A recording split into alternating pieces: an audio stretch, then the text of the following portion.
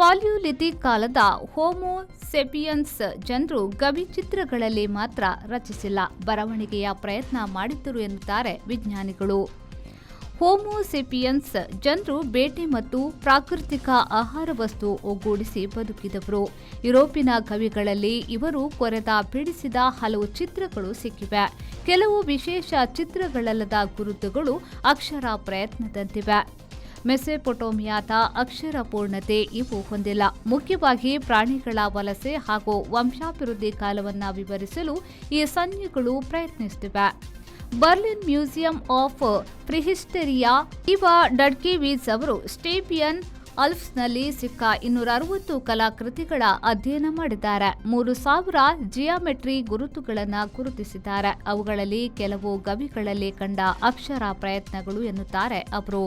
ಇವೆಲ್ಲ 40,000 ವರ್ಷ ಹಿಂದಿನ ಮಾನವ ಜ್ಞಾನಯತ್ನ.